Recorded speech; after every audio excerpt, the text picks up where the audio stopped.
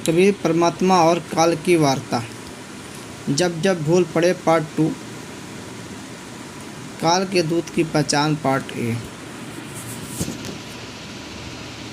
जिस समय जोगजीत रूप में आए परमेश्वर कबीर जी से काल ज्योत निरंजन ने विवाद किया था, तब काल ने कहा था कि आप एक सच्चा कबीर पंथ चलाओगे।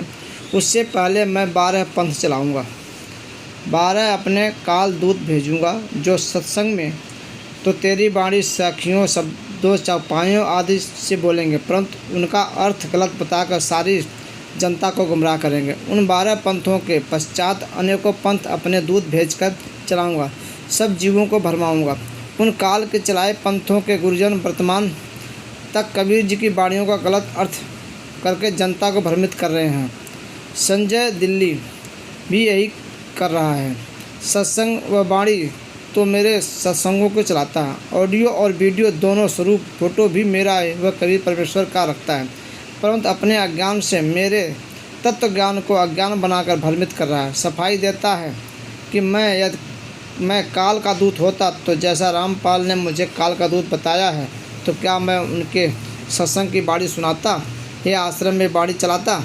संजय दिल्ली जिस प्रकार मेरे द्वारा बताए तत्वज्ञान का अनर्थ करके बताता है, सामान्य भोला भक्त भ्रमित हो जाता है। उदाहरण यह है, कहता है कि पेड़ की जड़ तो रामपाल ने पूर्ण ब्रह्म बताया है, जड़ तो पूर्ण ब्रह्मा नहीं हो सकती, उसे पोषक तत्व मिट्टी से मिलता है। पूर्ण ब्रह्म को किसी के सहारे की आवश्यकता नहीं है, जड़ को मिट्टी का सहारा लेना पड़ता है। इसका उत्तर जैसे विद्यालय में अध्यापक विद्यार्थियों को समझाते हैं कि दिन रात कैसे बनते हैं, उसके लिए एक तेल से जगने वाले दीपक एक मेज़ पर रखा जाता है तथा एक ग्लोब फुटबॉल के आकार का बस एक स्टैंड लगाया जाता है। अध्यापक कहता है कि बच्चों, दीपक को सूर्य मानो, ग्लोब को पृथ्वी मानो। पृथ्वी घूमती है तो सूर्य भाग के सामने आता है और वहाँ दिन होता है, जो भाग सूर्य के सामने नहीं होता वह रात होती है। इस संजय जैसा मूर्ख विद्यार्थी तर्क दे कि दीपक सूर्य नहीं हो सकता।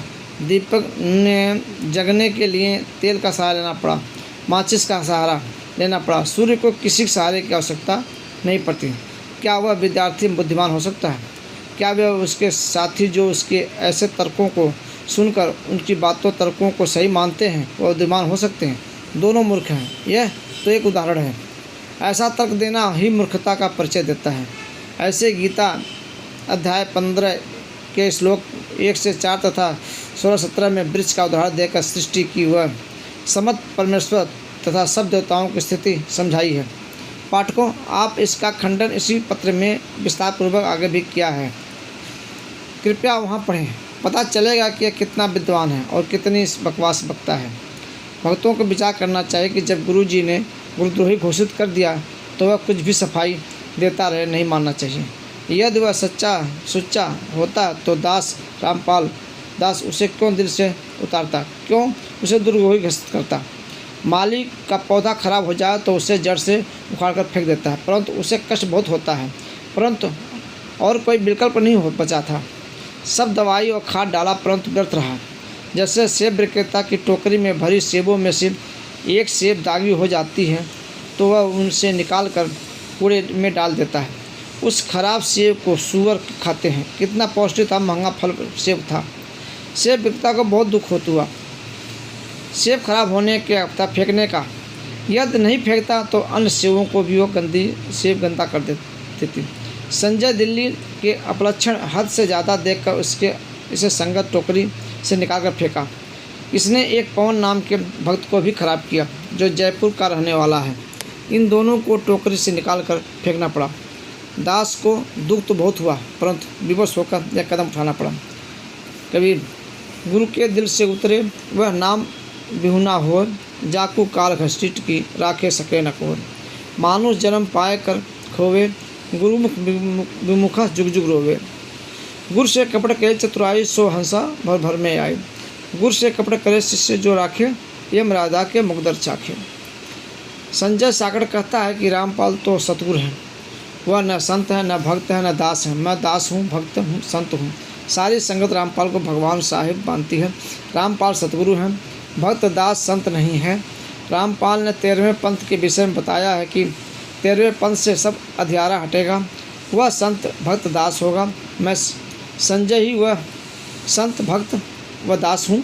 रामपाल तो सतगुरु हैं। उदाहरण देता है कि पानी से सतगुरु साहब एक शरीरा सतगुरु और साहिब भगवान एक ही है। सारी संगत रामपाल को भगवान साहब मानती है, इसलिए साहब और सतगुरु एक ही हैं। इसलिए रामपाल सतगुरु सिद्ध हुआ। अंधेरा तो भक्त दास से हर संत से हटेगा तथा सबका कल्याण होगा। मैं संजय हूँ। रामपाल को तो संगत भगवान साहब मानती है, फिर भी कहता है कि रामपाल भगवान नहीं हो सकता, इसने माँ से जन्म लिया। और यह भी कहता है रामपाल साहिब भगवान हैं। साहिब और सतगुरु एक हैं, इसलिए रामपाल अज्ञान अंधेरा नहीं हटा सकता। अज्ञान तो अंधेरा तो दास भक्त संत हटाएगा। वह मैं हूँ, संजय हूँ, इसलिए रामपाल सतगुरु सिद्ध हुआ। इसको कहते हैं उआबाई वक्ता, बिना सिर पैर की बातें। उस साकट से कहा जाए कि इससे आगे भी बोल। सतगुरु बिना न लागे तीरा, पूर्ण चौपाई इस प्रकार है। सतगुरु साहब एक शरीरा, सतगुरु बिना न लागे तीरा। इसका अर्थ है कि सतगुरु और परमात्मा एक ही शक्ति होते हैं। सतगुरु के बिना भक्त न लागे तीर का अर्थ है कि वह भवसागर के दूसरे तीर किनारे नहीं जा सकता, यानी संसार से पार नहीं हो सकता। यदि वह रामपाल को मुझ दास को सतगुरु बताता है तो वाणी में ही स्पष्ट कर रही है कि जीव का मोक्ष भी सतगुरु यानी रामपाल के बिना नहीं हो सकता। साकर संजय दिल्ली वाला फेल हुआ, यह उबाबाई वक्ता है। दूसरा संजय गुरुद्रोही कहता है कि जो असुर निकंदर मेड़ी में संत गरीबदास जी ने कहा है कि सतगुरु दिल्ली मंडल ऐसी, वह मेरे संजय के लिए कहा गया, क्योंकि मैं दिल्ली में आया हूँ, इसलिए 13वां पंथ मैं ही चलाऊँगा, सब अंधेरा हटाऊँगा, सबका कल्याण करूँगा। निवेचन, संजय दिल्ली तो अपने ही को संत तथा दास तथा भक्त कहता है। सतगुरु रामपाल मेरे को कहता है कि इससे भी सिद्ध हुआ कि असुर निकंदर मेड़ी में संजय के लिए नहीं कहा है, क्योंकि वह तो अपने को दास भक्त बताता है। सतगुरु मुझे रामपाल दास को बताता है। वाणी में तो वह सतगुरु कहा है जो दिल्ली मंडल में आएगा। साहब तख्त कबीर का वासा, दिल्ली मंडल लीजिए वासा। सतगुरु दिल्ली मंडल ऐसी, सूती धरनी सूप जोगाइसी। अर्थात कबीर साहब सतगुरु के तख्त सिंहासन के पास रहने वाला, उनके सतलोक दरबार का ख्वास नौकर यानी दास दिल्ली मंडल दिल्ली के आसपास निवास करेगा, यानी जन्म लेगा। रमेड़ी में दिल्ली नगर नहीं कहा है।